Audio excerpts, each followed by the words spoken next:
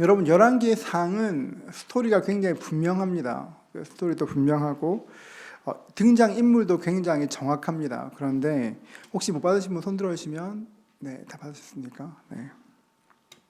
이게 열왕기 하는 되게 어렵습니다. 왜냐하면 시간이 바뀌고 시대가 바뀌고 장소가 바뀌고 사람들이 계속 바뀌기 때문에 열왕기 하를 그냥 아무런 가이드 없이 읽으면 그냥 읽다가 끝납니다. 굉장히 어렵거든요. 그래서 일단 제가 만들었던 표의 일부를 보도록 하겠습니다. 네, 늘 보시던 그런 화면이죠.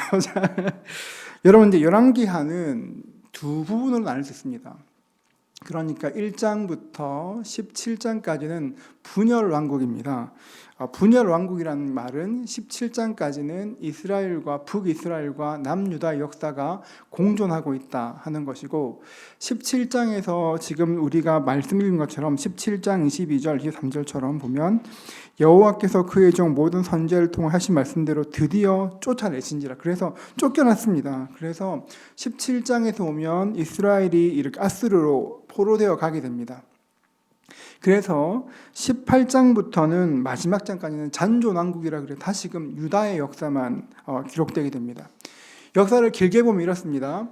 열왕기상 1장부터 11장까지는 통일왕국입니다. 세 명의 왕이 나오죠.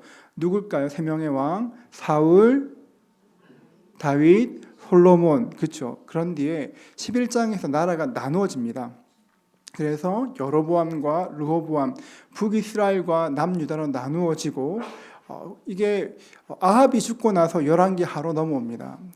아합이 죽어요. 그래서 열왕기 하로 넘어오게 되고, 그래서 거기서부터 시작해서 쭉 가다가 17장에서 이게 망하게 되는데, 보시면 이렇습니다. 1장부터 8장 분열왕국 시대를 보세요. 분열왕국 시대에서 1장부터 8장까지는 엘리사의 사역이 나와 있고요. 여기는 좀 쉽습니다. 우리가 많이 듣고 또 아는 거라 쉬운데요. 8장부터 16장까지는 그러니까 등장인물이 18명입니다. 그러니까 10명의 이스라엘 왕이 나오고 8명의 유다 왕이 나옵니다. 그래서 계속 교차되어 나오기 때문에 가이드 없이 읽기 굉장히 어려운 부분이에요. 그렇게 해서 이렇게 10명의 이스라엘 왕과 8명의 유다 왕이 나왔다가 17장에 제가 우리 본문 한 번만 더 띄워주시겠어요? 본문 보시면 보세요. 22절에 보면 23절에 보면 여호와께서 그의 종 모든 선지자를 통하여 하신 말씀대로, 그 다음 혹시 어떻게 되어 있나요? 드디어. 여러분, 그러니까 신명기 말씀대로 여러분 하나님의 백성이라 할지라도 말씀을 어기면 드디어 하나님께서 참고 참았다가 너 이제 끝 하신 겁니다. 그래서 이스라엘을 내쫓으신지라. 이스라엘이 고향에서 아수르에 사로잡혀가서 오늘까지 이르렀더라. 다시 표 보여주시겠어요? 네, 표로 내줬습니다. 그래서 17장에 장소가 나오지 않습니까? 그래서 17장에 그러니까 17장에 보면 북이스라엘이 아수르에서 포로되게 됩니다. 그리고 18장에 누가 나오냐면 히스기야가 나옵니다. 이 처음 시작 우시야 왕이 죽던 때로 시작하죠. 그래서 히스기야가 나오는데, 히스기야가 그때부터 여러분 굉장히 종교개혁을 엄청 벌이게 됩니다. 하나님께로 돌아가자를 계속 노래하게 됩니다. 아버지가 굉장히 악한 왕이었는데도 히스기야는 계속 하나님께로 돌아가야 된다고 이야기합니다. 왜 그랬을까요? 하나님께 반역하다가 북이스라엘 망하는 걸 봤거든요. 보고 나니까 우리 정신 차려야 돼. 그렇게 해서 18장부터 21장까지는 히스기야가 나오는데 그 이어서 악한 왕이 4명이 빵빵빵빵 나오게 됩니다. 그리고 22장 요시야는 남유다 역사상 가장 이렇게 열심히 있었던, 주를 향한 열심히 있었던 왕입니다. 요시야가 정말 잘 통치했는데 그 뒤로부터 이렇게 다시 요시야 이후로부터 망하기 시작합니다. 그래서 24장, 25장에는 멸망되는 것들이 기록되어 있습니다. 그래서 장소가 24장에서 보면 결국 유다가 바벨론으로 포로 잡혀가는 것으로 끝나게 됩니다. 이런 그림을 일단 넣어놓고, 일단 그래서 그 18장 보면 분열왕국의 8장부터 16장까지가 굉장히 혼란스러워서 그냥 읽으면 뭐지 하는데 잘 세워보시면 왕들이 굉장히 뚜렷하게 나오게 됩니다. 자, 이제 말씀을 계속 보겠습니다. 열왕기하는 아까 말씀드린 것처럼 열왕기하라는 말이 왕들의 이야기 아닙니까? 그런데 열왕기하는 시작할 때 왕의 이야기가 나오는 것이 아니라 엘리야와 엘리사의 이야기로 시작됩니다. 이게 왜 그럴까요? 왕들의 이야기인데 왜 왕들의 이야기를 하지 않고 엘리야와 엘리사의 이야기를 할까요? 왜냐 그렇게 하면 하나님의 관심은 하나님의 사람들에게 있습니다. 세상에서 어떤 왕이 세워지고 세상에 어떤 일이 있는가 하는 것보다 훨씬 더 중요한 것은 하나님의 사람이 어떤 사람이 주의 사람으로 쓰임받고 어떻게 서 있느냐는 것이 훨씬 더 중요합니다. 성경은 그런 역사책이 아닙니다. 그래서 하나님의 사람이 어두운 세상을 어떻게 밝히는지에 집중되어 있습니다. 아합은 전사합니다. 아합이 전사하고 나서 열왕기하 2장 11절을 보면 제가 읽겠습니다. 두 사람이 길을 가며 말하더니 불수레와 불말들이 두 사람을 갈라놓고 엘리야가 회오리 바람으로 하늘로 올라가더라. 여러분 이제 표 이제 없애셔도 되겠습니다. 네. 여러분 보면 선지 엘리야가 바람 타고 하늘에 올라갔지 않습니까? 하늘로 올라갔습니다. 여러분 저는 이 말씀 너무 좋아하는데요. 엘리야는 인생이 굉장히 고단하였습니다. 보면 굉장히 고단한 인생을 살았습니다. 처음 가뭄이 왔을 때 까마귀가 먹을 것을 가져다 주었습니다. 여러분 까마귀는 여러분 좋은 거 먹는 거 아니라 썩은 거 먹지 않습니까? 갖고 왔죠. 얼마나 좋은 거 갖고 왔겠습니까? 그리고 가뭄이 한창일 땐 하나님께서 엘리야를 사르밧 과부의 집에 보내셔서 먹고 마시게 하셨습니다. 하나님 기왕이면 좀 부잣집 보내시지 그러면 과부도 좀 이렇게 마음 덜 힘들었을 텐데 그런 마음이 있지만 하나님께서는 그 마지막 한 줌으로 빵을 구워 먹고 죽으려는 그 집에 가서 가뭄의 때를 이기게 하셨습니다. 그리고 갈멜산에서 850대 1로 싸워 이겼습니다. 그러나 이제 지난주에 나눴던 것처럼 극심한 탈진을 경험하게 되고 그 위대한 사람이 하나님께 죽여달라고 기도하기 시작합니다. 엘리야의 인생이 하나님 말씀에 정말 열심히 순종했는데 세상적인 눈으로 보면 고단하고 또 고단한 인생이었습니다. 정말 힘든 인생이었습니다. 그런데 참 감사한 것은 하나님께서 엘리야의 인생을 보상하신다는 것입니다. 여러분 제가 이렇게 여러분들을 축복하는 것은 여러분이 하나님의 섬기는 모든 일에 하나님의 보상이 있음을 여러분 믿으실 수 있기를 축복합니다. 다시 이렇게 할까요? 하나님의 보상을 누릴 수 있기를 축복합니다. 여러분 이게 굉장히 중요한 것인데요. 하나님께서 우리를 보고 계시다는 것입니다. 그리고 우리가 주를 위해 헌신하는 것들을 잊지 않으시고 보상하십니다. 하나님은 보상하십니다. 그래서 엘리야를 이렇게 죽지 않고 산채로 이렇게 하늘로 올리우셨습니다.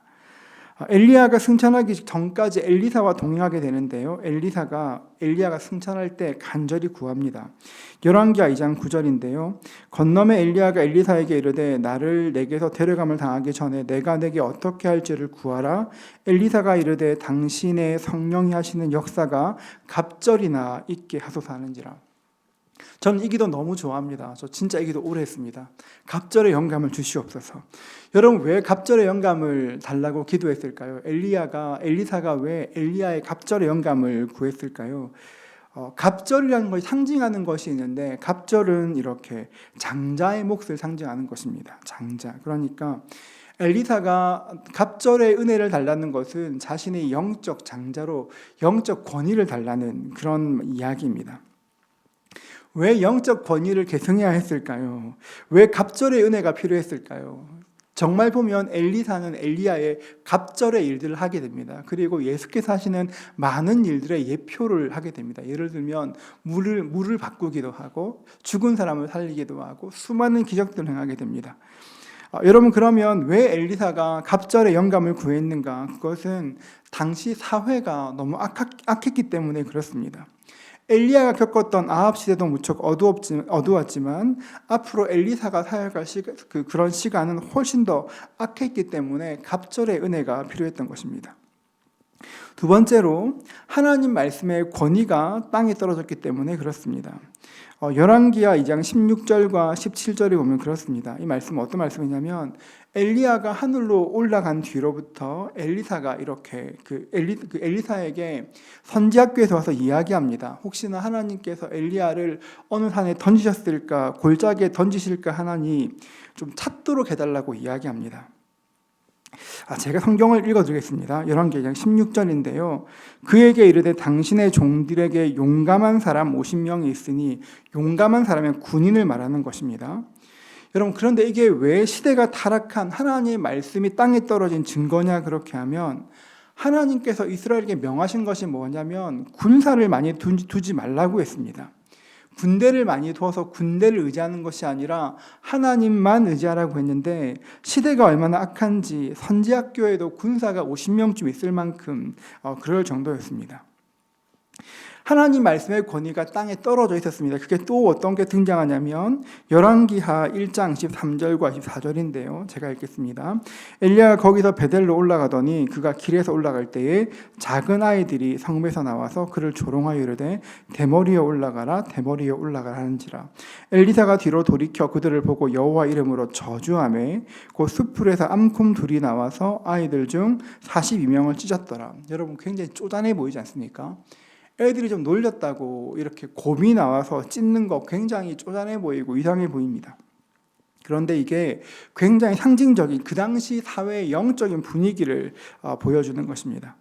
여기서 먼저 말하는 작은 아이들은 꼬마를 말하는 것이 아닙니다. 지난번에 솔로몬 할 때 나왔던 것처럼 나으르라는 단어인데요. 한 20살쯤 되는 그런 사람들입니다. 20살쯤 되는 청년들이 서금에서 나와서 그를 조롱하여 이르되 대머리에 올라가라. 왜 이건 조크입니다, 여러분. 성경이 아니고 조크예요.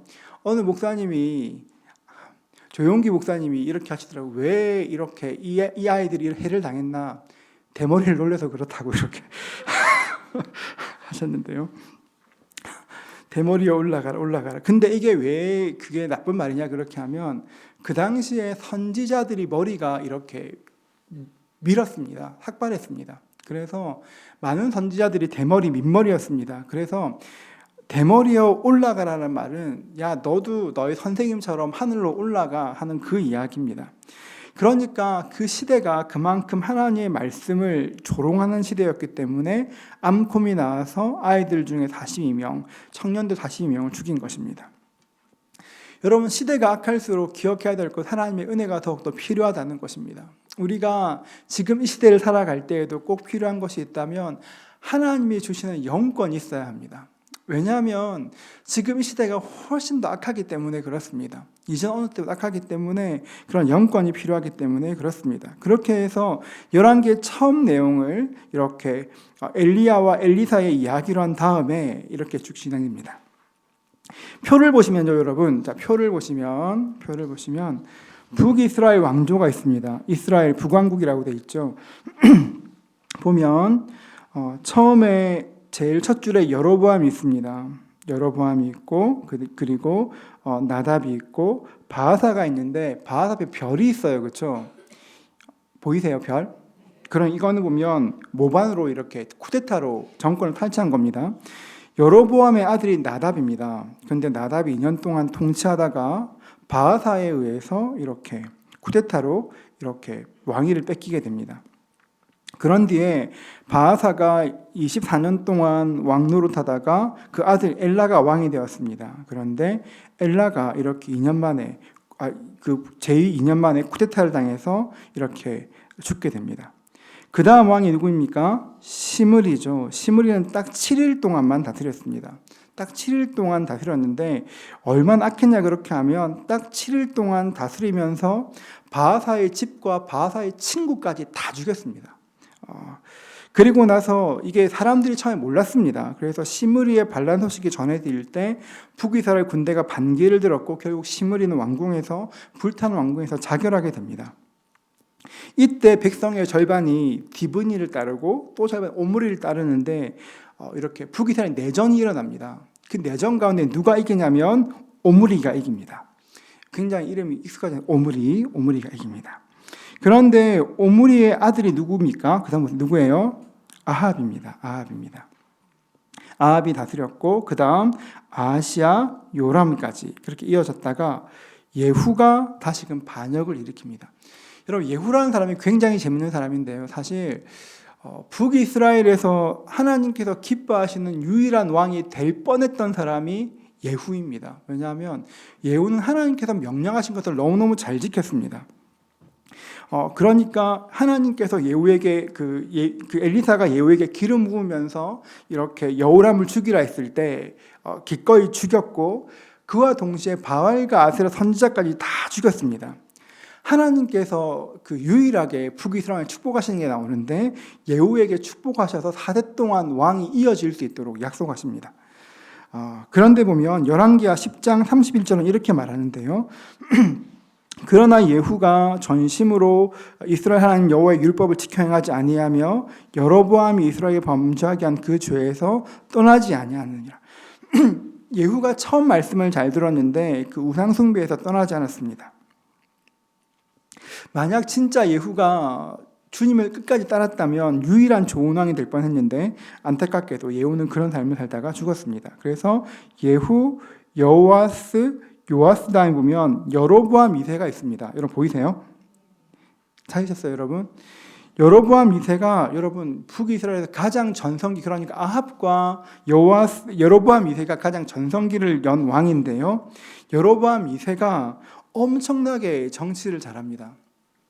원래 북이스라엘은 계속 아람이란 나라가 지금 수리아죠. 수리아가 계속 괴롭혔는데 그때는 오히려 북이스라엘이 이렇게 아람 땅을 계속 점령하게 됩니다. 왜냐 그렇게 하면 아수르가 아람과 싸우고 있었기 때문에 이 표를 보면 한 번 해도 될 텐데 그래서 아수르와 싸우고 있었기 때문에 이렇게 그 아람 여로보암 2세가 계속 영토를 넓혀서 이때에 솔로몬 시대의 영토를 회복하게 됩니다. 여로보암 2세. 그래서 경제적으로 부강하고 그리고 이렇게 굉장히 태평성대를 누리게 됩니다. 그런데 여러분 보세요. 이때 누가 나오냐면 옆에 선지자겠죠, 여러분. 선지자가 누가 있냐면 요나, 아모스, 호세아가 있습니다. 이게 보면 북이스라엘이 여로보암 2세 때 선지자가 집중적으로 나옵니다. 선지자가 집중적으로 나온 이유가 뭘까요? 그 시대가 악하다. 시대가 악했기 때문에 하나님께서 집중적으로 선지자를 보내시는 것입니다. 여러분, 하나님은 결코 사람이 죽는 것 원치 않으십니다. 아무리 예수 안 믿는 사람이라고 해도 무고하게 죽는 것 너무너무 싫어하십니다. 그런데 보면 주님께서는 그래서 여로보암 2세를 돌이키기 위해서, 북왕국을 돌이키시기 위해서 요나와 아모스와 호세아를 보내시는 말씀을 증거하시는데 보면 호세아 14장 1절은 이렇게 말합니다. 이스라엘아, 내 하나님 여호와께로 돌아오라. 내가 불의함으로 말미암아 엎드려지느니라. 계속 돌아오라고 이야기합니다. 계속 돌아오라고 하나님께서 선지자를 계속 보내셔서 돌아오라 돌아오라 이야기하는데 돌이키지 않습니다. 왜 안 돌아올까요? 사는 게 너무 좋았어요. 너무 돈도 많고, 그러니까 그 당시에 솔로몬 시대처럼 은을 이렇게 돌멩이처럼 여길 만큼 엄청 부유한 시대였어요. 그러니까 굳이 하나님께서 돌아오라 말해도 내가 돌아갈 이유가 없는, 나 뭐 지금 괜찮은데 돌아가지 않는 겁니다. 그런데 그 동시에 어떤 일이 생겼냐면 물질적으로 부유했지만 빈부의 격차가 굉장히 심해졌습니다. 여러분, 요한계시록 보면 하나님의 보좌의 기초가 있습니다. 여러분, 이번 다락방에 배우셨을 것 같은데 순장님들도 긴장하시는데 하나님 보좌의 기초가 뭔지 아십니까? 공의. 누군지 모르겠지만 복을 많이 받으십시오. 공의입니다. 공의. 공과 의, 하나님 보좌의 기초입니다. 하나님은 공의로운 것들을 사랑하십니다. 그런데 그 당시의 사람들이 여로보암 2세 때 빈부의 그 격차가 극심하고 사람들 고아와 과부와 나그네를 멸시했습니다. 하나님께서 그 신명기에 보면 고아와 과부와 나그네의 기도를 들으신다고 말씀하셨습니다. 그래서 그들이 하나님께 안타까움으로 이렇게 도와달라고 기도했었습니다. 여러분, 그래서 그 여로보암 2세 때 그렇게 막 엄청 잘 나가니까, 엄청 이렇게 좋으니까 하나님께서 그 사람들 마음을 흔드셔야겠는데 무엇으로 흔드셨냐면 아모스 말씀에 보면 이렇게 되어 있습니다. 성경을 이거 뺐네요. 아모스 말씀에 보면 지진 전 2년에 기록된 말씀이거든요. 그러니까 하나님께서 큰 지진을 보내셔서 북이스라엘을 완전히 흔들어 버리십니다. 이 지진은 이렇게 지금으로도 관측 기록이 있는 지진인데요. 엄청나게 큰 지진이 있었습니다. 여러분, 아모스 시대에 큰 지진이 있었는데 하나님께서 그런 큰 천재지변을 사용하신 이유가 무엇입니까? 사람들의 마음을 낮추기 위해서 그렇습니다. 여러분, 자연재해가 있으면 어떤 사람이 어떻게 경험할 수 없는 압도적인 그런 일이 있으면 사람이 겸손해집니다. 일본에 여러분 그 동일본 대지진이 있었지 않습니까? 여러분 보셨죠, 여러분 그거?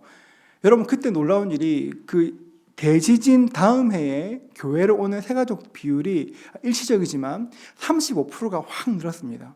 일본에서 기적 같은 일입니다. 그런 일이 생겼습니다. 그리고 뉴욕에서는 9.11 테러 이후로 그 교회들이 전년 대비 30% 이상 성장하는 일이 있었습니다. 지금은 돌아가셨지만 팀 켈러 목사님의 교회도 9.11 이후에 급속도로 성장하였습니다.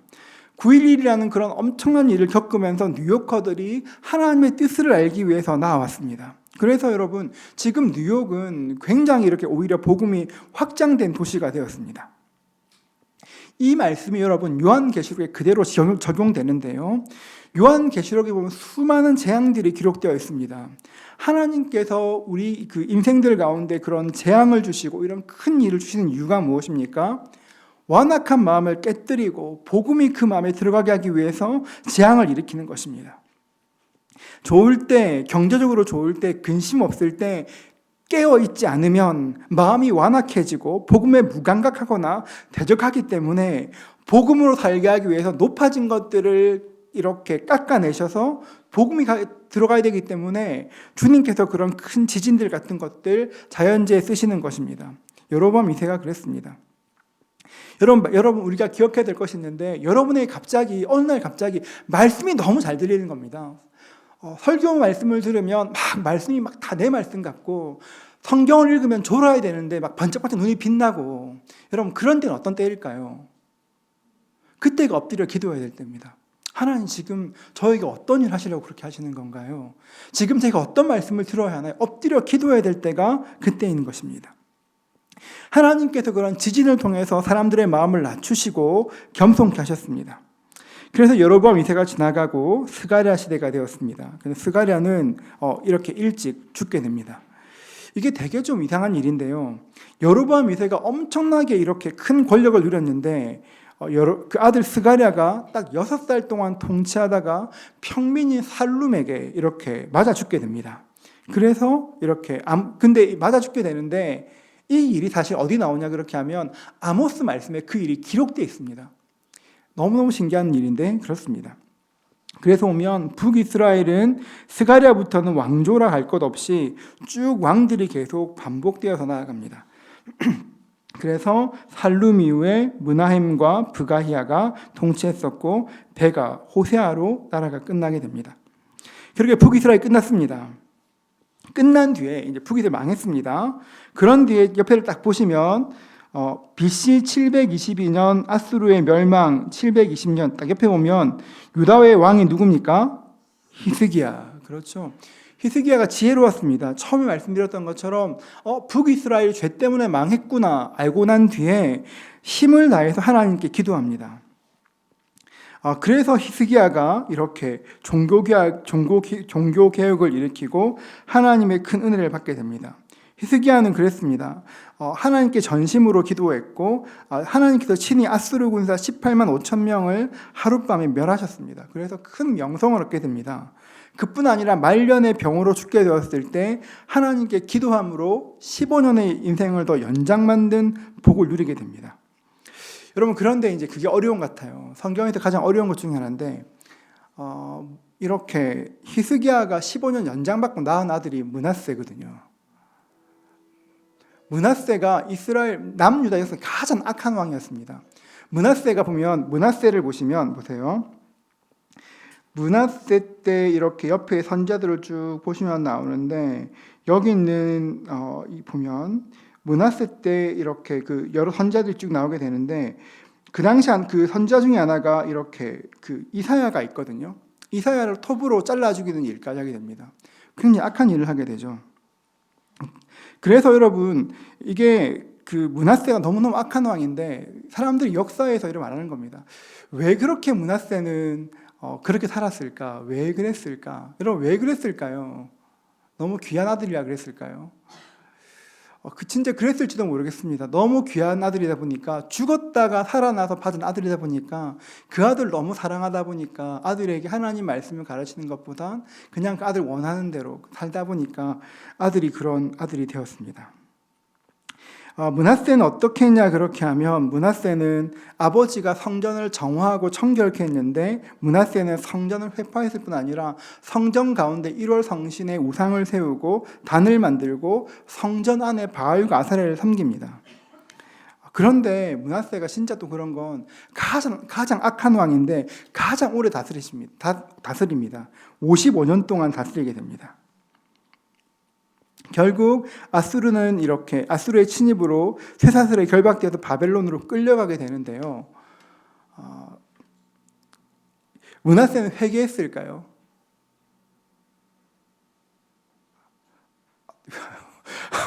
예, 아니면 아니요 밖에 없을 것 같은데, 회개했을까요? 회개하지 않았을까요? 회개했습니다. 근데 그게 어디에 나오냐면 역대기에 나옵니다. 나중에 설명할 텐데, 열왕기에는 므낫세의 그런 회개가 나오지 않습니다. 그런데 역대기에는 나옵니다. 나중에 한번 더 말씀드릴게요. 그리고 이제 므낫세 이후로 나라가 급격히 기웁니다. 아몬이 있었고, 그리고 요시야, 너무너무 좋은 왕인데요. 요시야는 정말 좋은 왕이었고, 그리고 여호아스, 여호야김, 여호야킨, 시드기야로 이렇게 나라가 망하게 됩니다. 여러분, 제가 이제 이 말씀들을 쭉 하면서 생각해야 될 게 뭐냐면, 이제 저희가 지난 시간에 열왕기상을 했는데요. 열왕기상의 저희 이제 지난주에 제목이 뭐냐면, 열왕기상은 선택이다였어요. 선택이다. 지금 열왕기하는 선택의 결과다입니다. 그러니까 이게 뭐냐 그렇게 하면, 열왕기상에서는 나라가 분열되면서 누구를 섬길까를 선택하게 됩니다. 북이스라엘의 여로보암은 하나님께서 주셨는데 자기의 지혜로 통치하였습니다. 백성들이 남유다로 가지 못하게 하기 위해서 절기를 바꾸고 금송아지를 만들고 제사장을 마음대로 임명하였습니다. 여러분, 그 결과 어떤 일이 있었을까요? 사람들이 하나님을 모르는 일이 생깁니다. 제가 읽어드릴게요. 역대하 13장 9절인데요. 너희가 아론의 자손인 여호와의 제사장들과 레위 사람을 쫓아내고 이방 백성의 풍속을 따라 제사장을 삼지 아니하였느냐? 누구를 막론하고 어린 수송아지 한 마리와 순양 7마리를 끌고 와서 장립을 받고자 하는 자마다 허무한 신들의 제사장이 될 수 있도다. 이 말이 뭐냐 그렇게 하면, 북이스라엘에서 이렇게 제사장들은 원래는 레위 사람이 되어야 되는데 아무나 순양 7마리 가지고 오면 그 사람이 그냥 목사가 된 겁니다. 가끔 그런 거, 저희는 이제 목사다 보니까 가끔 그런 부분입니다. 분명히 그분이 며칠 전까지는 이렇게 집사님, 장로님이셨는데 미국 갔다 오시면서 갑자기 목사로 변해 오시는 그런 분들이 계십니다. 저희 그런 분들을 이제 태평양 목사라고 부르거든요. 그런 분이 계십니다. 그런 것처럼 여러분, 어떤 사람들은, 그러니까 지금 역대기에서 말하는 게 뭐냐, 역대기에서 얘기하는 것인데, 이 사람들이 그냥 누구든지 그냥 오면 다, 누구든지 순양만 가지고 오면 이렇게 여로보암이 오케이 제사장 하자 했어요. 이게 어떤 일이 생겼을까요? 제사장들이 아무나 되면 어떤 일이 생길까요? 예배가 어려워집니다. 누구도, 그러니까 보면 이게 화목제를 드려야 되는 것인지 아니면 어떤 제사를 드려야 되는지 모르는 겁니다. 그러니까 어떤 제사를 드려야 되는지도 모르고, 그리고 또 어떻게 제사를 드려야 되는지도 모릅니다. 이게 지금 흔들어 드리는 이런 요제를 드리는 것인지, 이렇게 전제를 드리는 것인지, 아니면 이건 거제죠, 드는 거, 거제를 드리는 것인지, 아니면 번제를 드리는, 모르는 겁니다. 그러니까 내 마음대로 제사를 드립니다. 근데 레위기 말씀은 정확하게 얘기해요. 정해진 법도가 있고 장소가 있습니다. 그러니까 이스라엘 백성들이 시간이 지날수록 하나님을 점점 모르게 됩니다. 이게 치명적인 것으로 다가옵니다. 그래서 결국 이스라엘 백성들은, 북이스라엘 사람들은 하나님을 떠나게 됩니다. 여러분, 저는 요즘 그런 생각합니다. 저는 언제나 제가 청년 때는 저희가 집회를 가면 언제나 선교사들을 콜링했습니다. 어디를 가도 이렇게 선교사를 콜링하고 하나님을 위해 일할 사람을 콜링했습니다. 요즘은 근데 청년 집회 가면 교역자를 콜링합니다. 목사 되고 싶은 사람. 그럼 어떤 일이 생길까요? 아무 일도 안 일어납니다. 저희 때는 형편이 좋았습니다. 저는 그래도 이렇게 그 예쁜 사모님과 결혼할 수 있는 은혜가 있었습니다. 네. 그런데 여러분, 요즘 신대원 학생들이 결혼하기 너무 힘듭니다. 제가 이제 이거 아무튼 몇 년 전에 어느 권사님이 교회 전사님과 이렇게 어느 권사님의 딸이 교회 전사님과 교제를 하게 되었습니다. 근데 그 권사님이 저 찾아오셨어요. 목사님 좀 말려주세요. 이런 시대가 되었습니다. 그러다 보니까 이렇게 교역자가 되는 것들도 되게 쉬워지는 경향도 있고 그렇습니다. 여러분, 그래도 기도하셔야 될 것은 우리가 하나님의 교회를 위해서 기도하고 하나님의 교회에 신실하신 분들이 세움받도록 계속 기도해야 합니다. 아멘 좀 하세요. 하버드 대학을 왜 세웠는지 아십니까? 하버드 대학 여러분 다 한 번쯤 가보신 학교잖아요. 그 학교 왜 세웠냐 그렇게 하면 하버드 목사님이 처음에 책을 기증하실 때 목사가 이렇게 지혜롭지 않으면 강단이 비기 때문에 훌륭한 목사를 양성하기 위해서 책을 기증하시면서 대학을 세웠습니다. 여러분들도 기억나실 때마다 이 땅의 교역자들을 위해서 기도해 주시고 특별히 이 땅의 젊은 교역자들을 위해서 기도해 주시면 좋겠습니다. 아멘. 네. 그럴 때 하나님의 교회까지 세워져 나가는 것입니다. 결국 북이스라엘의 끝은 하나님을 모름으로 망하게 되었습니다. 나중에 제가 지금 이 말씀을 요한계시록 할 때마다 다시 반복해 드릴 건데요. 이게 기가 막힌 게요. 이거 지금 51분인데 여기까지만 하고 할게요. 이게 뭐냐면 하나님께서 마지막 때 사람에게 기름을 부으시는데 그래서 이렇게 많은 평신도들에게 많은 분들에게 주의 사역으로 동참할 수 있도록 부르시는 그 부르심의 은혜들이 계속 부어지게 됩니다. 여튼 그래서 역대하에서 볼 수 있는 것처럼 결국 하나님을 몰라 이스라엘을 망하게 되었습니다. 보면 열왕기하 10장 29절로 이렇게 되어 있습니다. 이스라엘에게 범죄하게 한 느밧의 아들 여로보암의 죄 곧 베델과 단에 있는 금송아지를 섬기는 죄에서는 떠나지 아니하였더라. 이게 보면 열왕기하에 13번 반복되어서 계속 나옵니다. 그러면 여러분 그 여로보암의 선택 때문에 결국 온 북이스라엘이 하나님을 모르는 것으로 끝났습니다. 그러면 유다의 왕들은 어떻게 될까요? 유다에도 보면 좋은 왕도 있고 나쁜 왕도 있습니다. 좋은 왕이 있을 때 항상 누구를 이야기할까요? 다윗을 이야기합니다. 그의 조상 다윗의 모든 행위와 같이 여호와 보시기에 정직히 행하여 이렇게 말합니다. 여러분, 우리가 세상 사는 동안 그 걸음들은 한 번에 결정되는 것이 아닙니다. 여러분, 우리가 지금 선택하는 선택들이 지금 우리에게서 끝나는 것이 아니라 우리의 자녀들에게도 영향을 미치게 되는 것입니다. 우리의 선택들이 다음 세대에게 영향을 미치는데 그래서 늘 좋은 선택할 수 있기를 기도해야 합니다. 그렇다면 어떤 선택이 좋은 선택일까요? 하나님께서 기뻐하시는 것이 무엇인지를 고민하는 것입니다. 하나님 무엇을 기뻐하실까를 고민하는 것입니다. 여러분 보면 다윗이 사울에게 쫓김당할 때 몇 번이나 사울을 죽일 수 있는 기회가 있었습니다. 그런데 한 번도 죽이지 않았습니다. 그래서 하나님께서 그걸 귀히 보시고 다윗 왕조를 이으셨는데요. 여러분 다시 그 표를 보시면 북이스라엘을 보면 별이 몇 개인지 한번 세어보시겠어요? 북이스라엘 별이 몇 개일까요?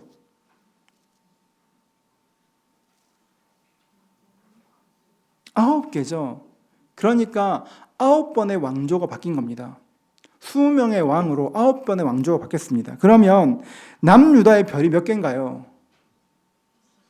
없죠. 여러분 그게 놀라운 겁니다. 다윗이 신실했더니만 하나님께서 은혜를 주시고 복 주시고 기억하셔서 유다에게는 한 번도 왕권이 이렇게 왕조가 끊기지 않도록 보호해 주셨습니다. 저는 우리의 선택들이 우리에게서 끝나는 것이 아니라 다음 세대로 이어지는 것들이 너무 많습니다. 그렇기 때문에 우리는 항상 하나님께서 기뻐하시는 것이 무엇인지를 선택할 수 있어야 합니다. 여러분 기억하십시오. 어떤 선택이 좋은 선택이냐 그렇게 하면 나에게 좋은 것이 좋은 선택이지만 가장 좋은 선택은 그 선택이 하나님을 기쁘시게 하는 것이라야 좋은 선택이 됩니다. 그 일을 선택해야 생명이 임하게 될 것입니다. 여러분 날마다 선택하실 때마다 조금만 더 고민해 보십시오. 나한테 이거 얼마나 이길까가 아니라 하나님 얼마나 기뻐하실까? 이 일은 어떨까? 이 말은, 이 행동 어떨까? 그러는 가운데 우리가 하나님을 닮아가는 것입니다. 우리 모두에게 그런 생명을 선택하는 그네가 있기를 주의 이름으로 축복합니다.